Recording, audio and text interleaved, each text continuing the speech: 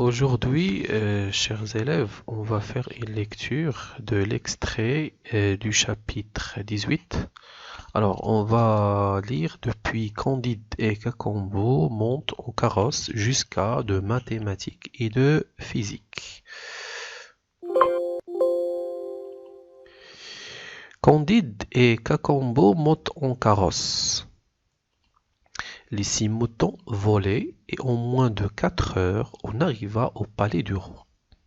Situé à un bout de la capitale, le portail était de 220 pieds de haut et de 100 de large. Il est impossible d'exprimer quelle en était la matière. On voit assez quelle supériorité prodigieuse il devait avoir sur ces cailloux et sur ce sable que nous nommons or et pierreries.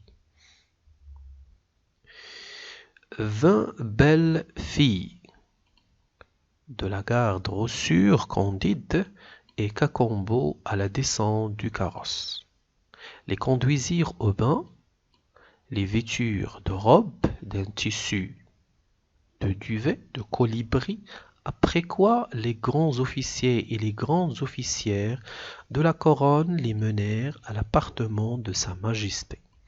Au milieu de 2 files chacune de 1000 musiciens, selon l'usage ordinaire, quand ils approchèrent de la salle du trône, Cacambo demanda à un grand officier comment il fallait s'y prendre pour saluer sa majesté.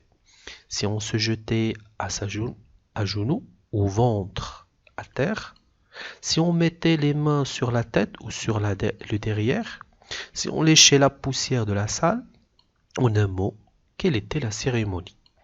L'usage, dit le grand officier, est d'embrasser le roi et de le baiser des 2 côtés.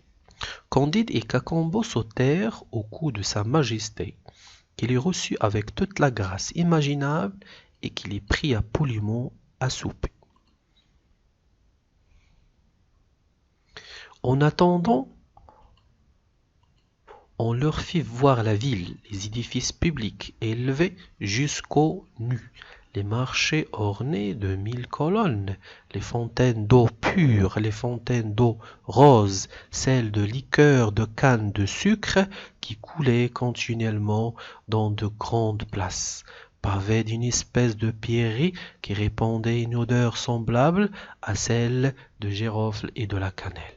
Candide demanda à voir la cour de justice, le Parlement. On lui dit qu'il n'y en avait point et qu'on ne plaidait jamais. Il s'informa s'il y avait des prisons. On lui dit que non.